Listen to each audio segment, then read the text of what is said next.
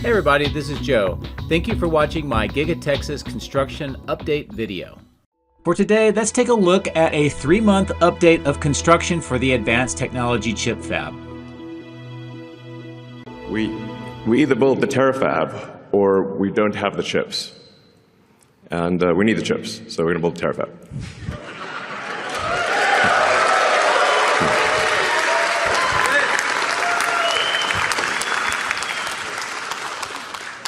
And we're starting off with an advanced technology fab here in Austin.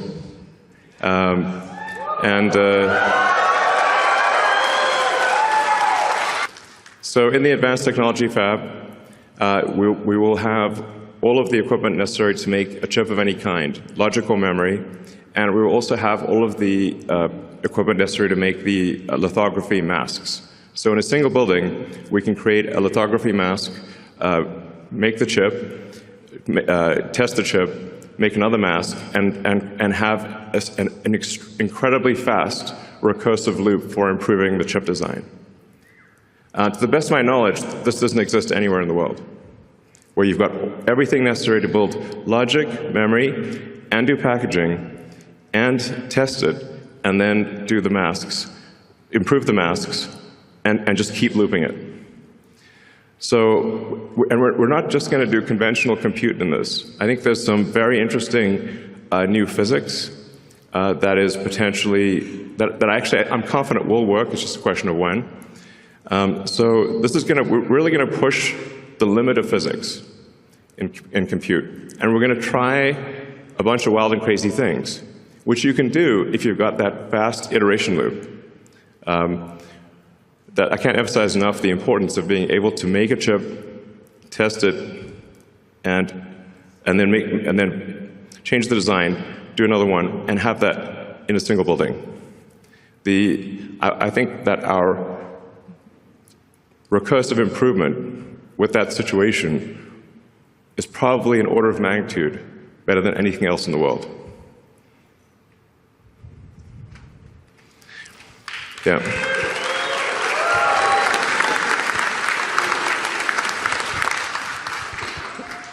So broadly speaking, we expect to make two kinds of chips. One will be optimized for edge and inference. So that'll be used primarily in Optimus and in the cars, but especially in Optimus, because I expect the robots, humanoid robots, to be made 10 to 100 times more than the volume of cars. So, you know, if vehicle production on Earth is about 100 million vehicles a year, and I expect humanoid robot production to be somewhere between 1 billion and 10 billion units a year. So it's a lot. So, yeah, Tesla's going to make a very significant percentage of those, is our goal. And then we need a high-power chip that is designed for space, that takes into account the more difficult environment in space, where you've got high power, you've got high energy ions, photons, you've got electron buildup. It's a hostile environment in space. So you want to design the chip, you want to optimize it for space. And you also want to generally run it a little hotter than you would normally run a chip on Earth to minimize the radiator mass. So there are just a bunch of constraints that you design something differently in space than you would on the ground. And for the space compute, my guess is that is the vast majority of the compute, because you're power constrained on Earth. That's why I think it's probably 100 to 200 gigawatts a year of terrestrial chips, and probably on the order of 1 terawatt of chips in space, just because of power constraints on the ground. That's probably how it ends up. So that's what it looks like here after 3 months of construction. Just imagine what the next 3 months will look like. So without further ado, let's get in the drone, fly around, and see what Giga-Texas looks like today.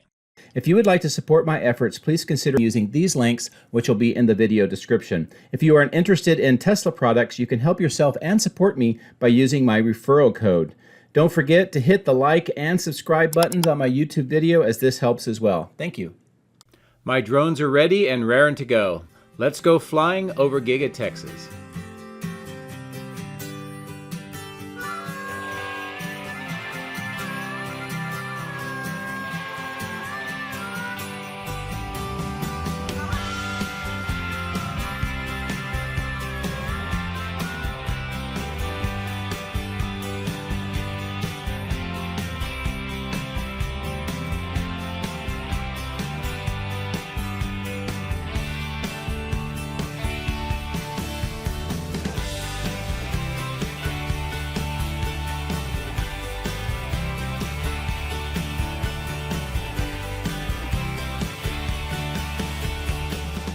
Well, good morning from the east side of Giga-Texas. A real quick tour at a higher altitude of much of the construction on this side of the factory. Today, I thought we would start looking at this east side section that is being prepared for construction for that advanced technology chip fab. Of course, we talked a little bit about that in the intro, and this is a great opportunity for us to get an update of what is going on here today. The first thing I noticed is this new trench that is being done here. Looks like there's water pipe, the blue pipe being installed. Also, some temporary trailers have been moved in. This has been converted from a parking lot, which is very interesting that they are doing that, and suggests that we're going to see more of the relocation of equipment over to this side. Also notice that the east warehouse on wheels has kind of been cut in half on the width, and the fence has been moved over towards these trailers on the right hand side of the screen, and the clearing is growing and it's getting closer to the trailers.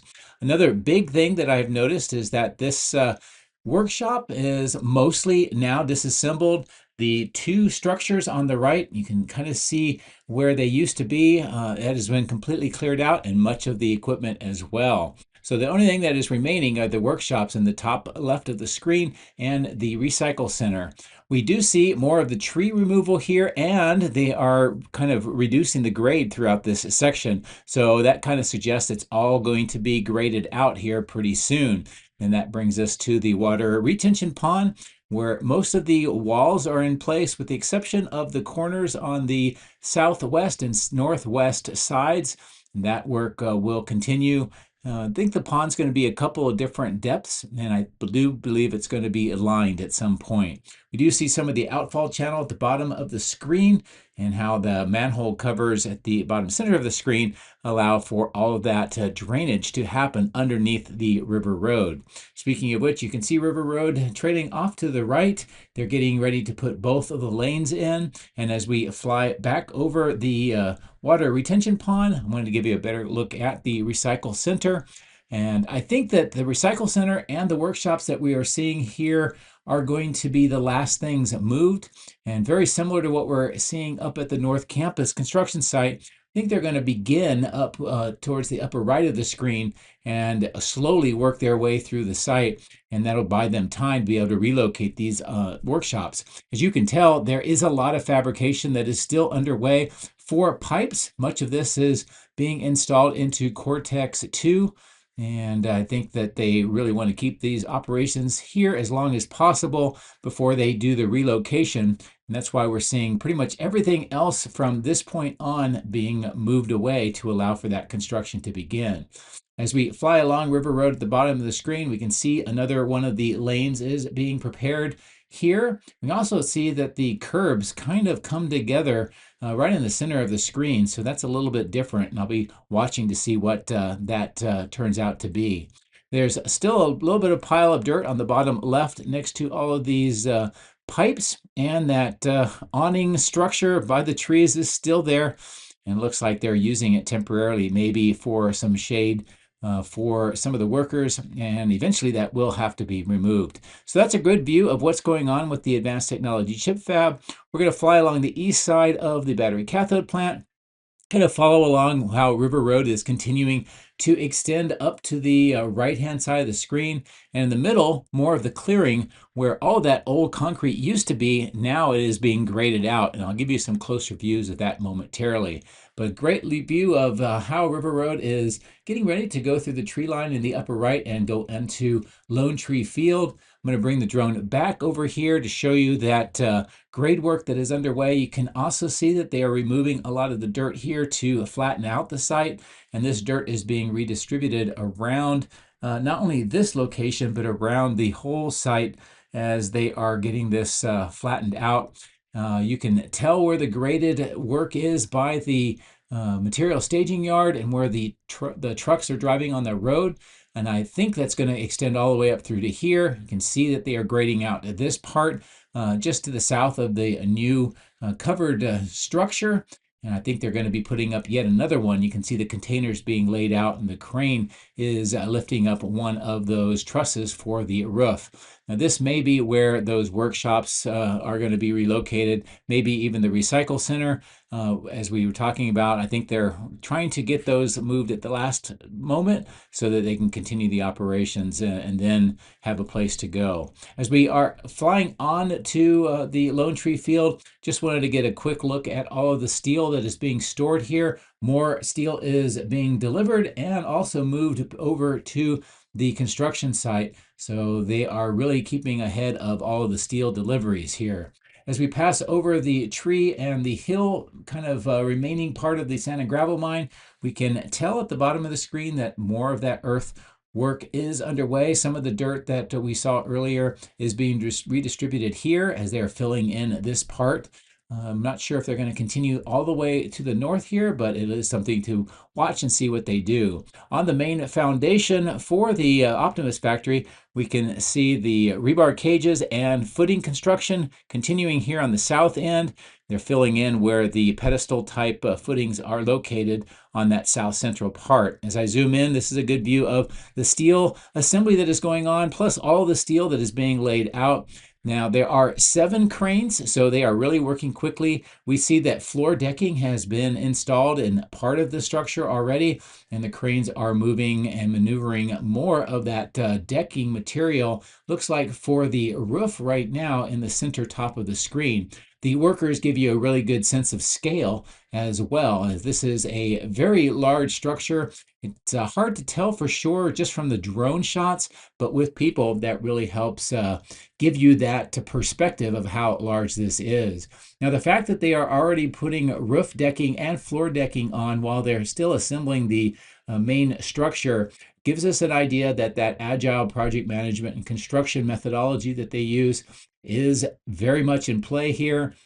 And I will expect to see as the structure is built out, we will start to see in a few more months, probably, they might start trying to bring some equipment in and installing it to kind of get ahead of the game.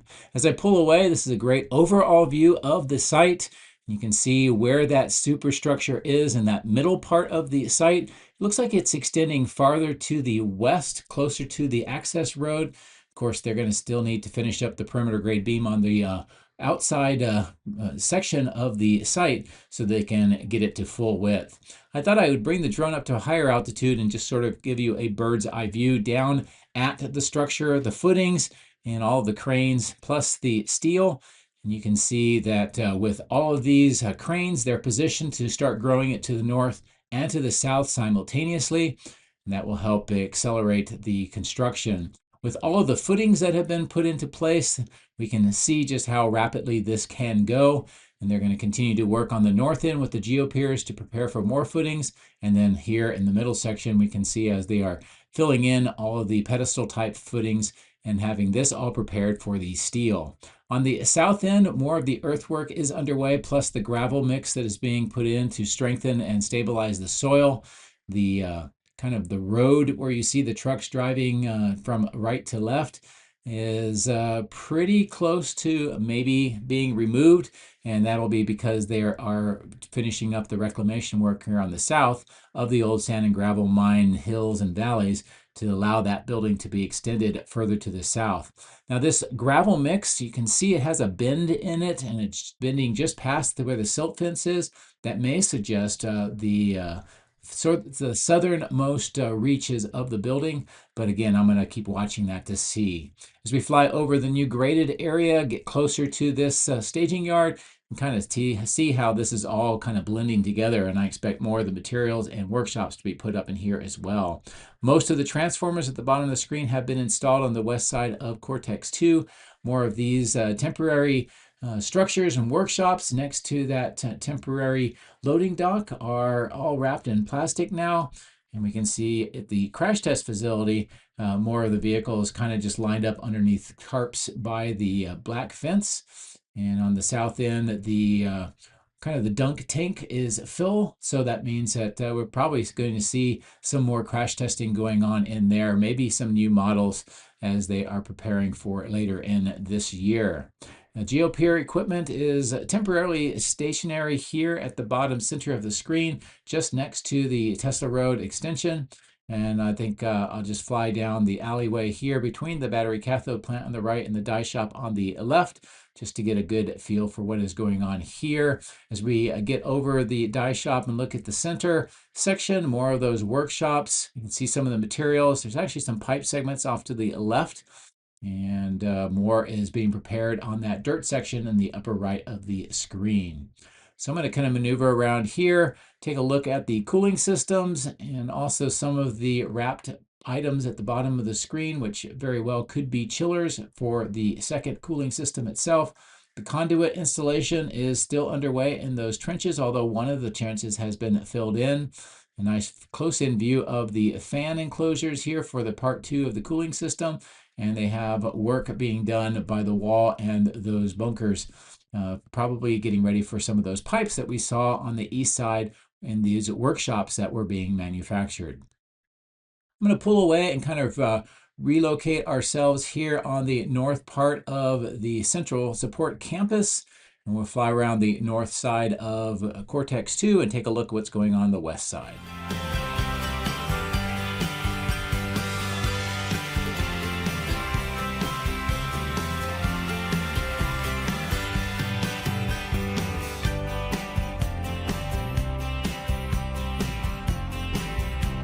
You see there's a lot of materials on the north end, and as I zoom in, see a crane is getting ready to lift up some of these deliveries. I think that those may be some of the cable trays that will go up over the parapet wall, similar to what we see with all the scaffolding. That'll allow more of the conduit to connect the transformers to the inside of the building.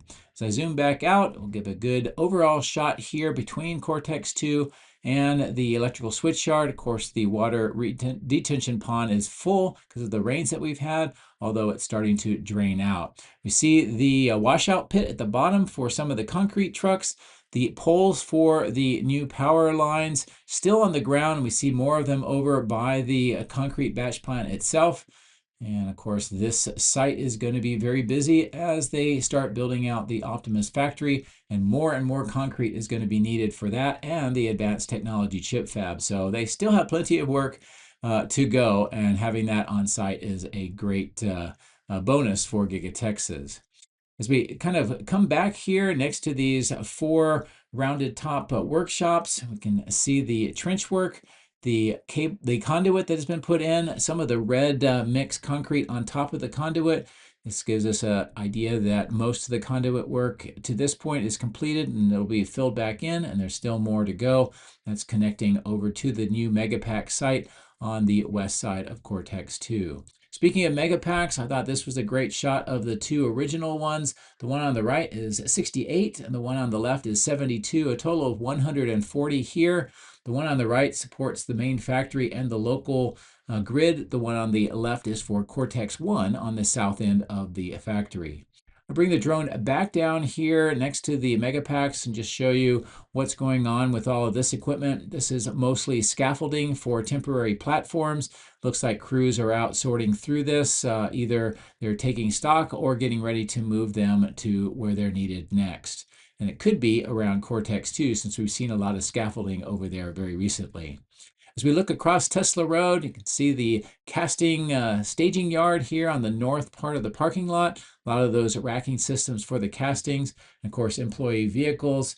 I wonder what's going to happen with this parking lot as things continue to grow here. But we'll have to see how that goes.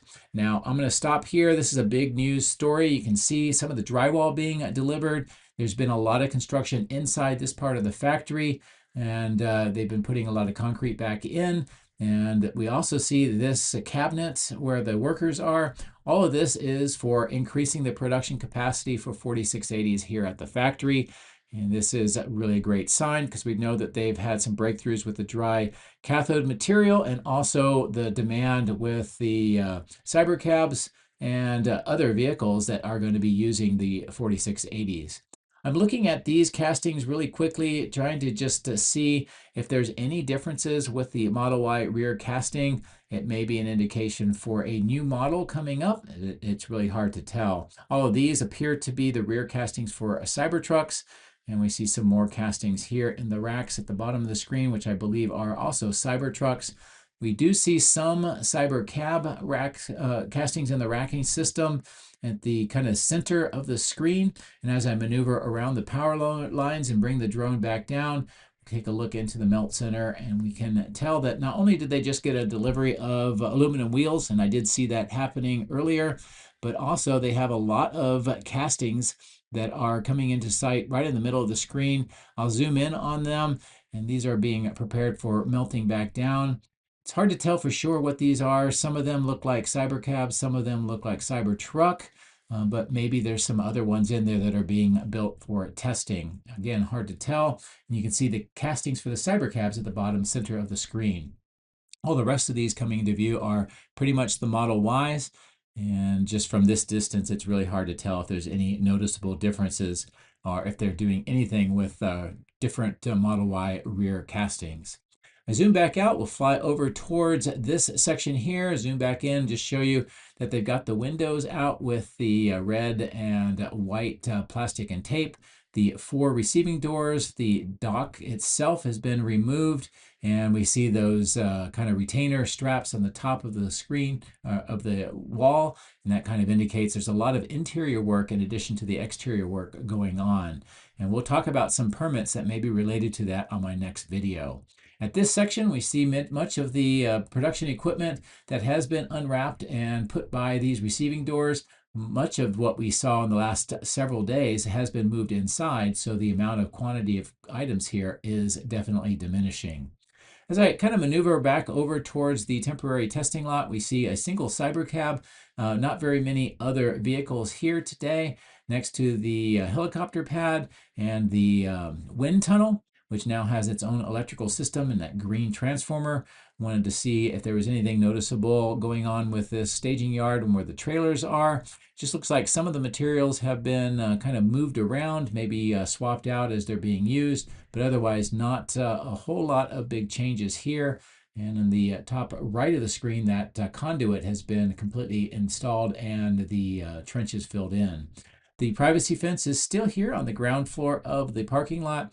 I had a lot of viewers ask me what's going on there. It's really hard to tell. I know that they use it for certain things, but what those are, really not sure right now. Not a whole lot at this staging yard, but I did get a chance to see and catch a Cybercab exiting the factory for the first time. And I thought, since I was here, I'm going to go ahead and chase it all the way over to the end of line. And we'll speed up the footage here just so that we can see what's going on. But as we are flying around and following it, just know that this is the path that the Cybercabs autonomously follow from the factory over to the end of line. You'll also note as we are flying around, there's a lot more Cybercabs showing up.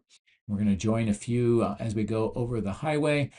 Just the number of Cybercabs that I've noticed here today has been maybe the biggest amount all over the site that I've ever seen.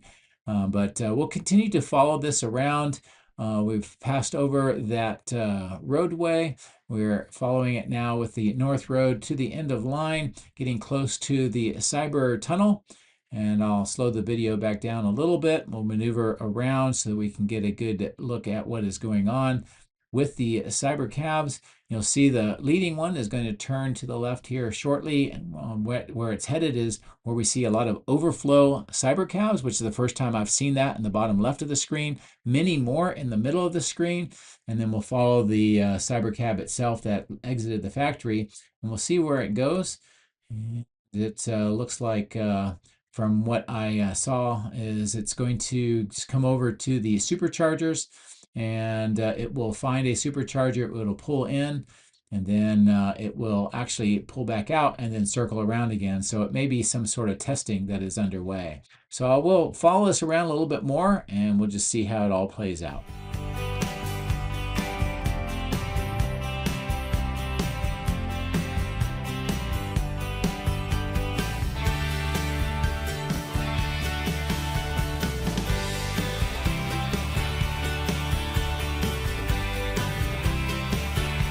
Not sure if you noticed, but there are a lot of Cybercabs here at the superchargers, and of course many more lined up coming into view at the top of the screen.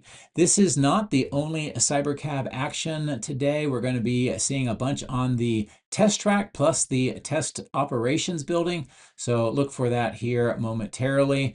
But for now, I want to bring the drone back over and kind of fly around here, just show you not only the Cybercabs, but we are also seeing more of the Cybertrucks being produced. I know there are a lot of people interested in that as they're waiting for their $59,000 Cybertruck, and hopefully the production for that is going to be gearing up even more, and we'll see a lot more of them maybe and at the beginning of the next quarter, which is just 1 week away. But as I zoom back out, you can see the overflow here at the bottom of the screen. I'll bring the drone down a little bit more, and we'll fly along this section. I've also had a lot of viewers ask, can I tell if the production is happening or if they're just moving the Cybercabs around and not really producing much? I think the answer is that most are leaving the site. Some are being used for testing. And then there is definitely production going on every day. What the numbers are, it's really hard to tell. But as you can see, they're in multiple different locations here. Next to the end of line, over at the outbound lot, in 3 or 4 different locations, in the overflow lot, next to the figure 8 test track, another one just arriving right now, and then more here waiting for transport. So I really can't give a straight number as far as what is the production numbers per day, per week. But what is clear is that they are definitely producing them. We are seeing them around the country in much larger numbers. And we're also seeing both versions, the one with the steering wheel kit, which is used for testing and data collection, and then others that predominantly have the Cybercab decal on it that do not have the steering wheels. And those may or may not be used for display, or maybe they'll be putting them into robotaxi soon. We will hopefully find out more in the next few weeks, but my guess is that a year from now, people will be talking about how fast it's going versus how it appears to be slow right now for robotaxis and the Cybercabs. As we get over here, just taking a look at all of the transformers that continue to be stockpiled here. There's still about 200 of them on the site. Next to these workshops, we can just see that the superchargers are very active in building them. The biggest thing I wanted to show here is in this lot where we saw all of the cabinets for the 4680s. They are now all gone. The last one was delivered today at the north end of the factory. This is the Cybercab testing operations section. You can see many of them on the upper right driving on the track, and I'll give you some better views of that here momentarily. But right now I just wanted to show you just the operations are coming along here. They're very active. A lot of the vehicles for the employees are parked here now, and they're still getting ready to put those canopies up on those kind of planters with the posts. A nice overall view of what's going on with the track. I wanted to take advantage of this better lighting and the fact that I was prepared this time for views. So we'll bring the drone down and kind of just follow along the backwards route of the way the cars are going, just so you can see plenty of the action. Of course, these lanes, it looks like the vehicles are choosing different lanes, and what the purpose is, I'm not really sure about that. But one thing that we did learn, and this is from Wes Morrell, he posted on X yesterday to a question about Cybercabs having audio capabilities and speaker capabilities to combat noise, vibration, and harshness. And that maybe all of these rumble strips that we see coming into view here and the vehicles riding on them, and of course they're in different heights and different arrangements, is maybe they're testing out the noise, vibration, and harshness canceling techniques and capabilities that the Cybercabs have. So that was kind of an interesting data point that we got from Wes, and maybe what we're starting to see here. Of course, they continue to go around the track, and I see one more group coming through the lanes. So I thought I would kind of capture this action, showing you all of them in the lanes, and then follow them back around to the north, and just kind of get a sense of almost like we're in a race around the track with a bunch of the Cybercabs. But that'll be pretty much it for now. I will bring the drone up to a higher altitude, just kind of reveal the entire track. And you can clearly see all of the Cybercabs numbers, probably around 10 to 15 on the track today. And of course, more in the operations center at the bottom of the screen.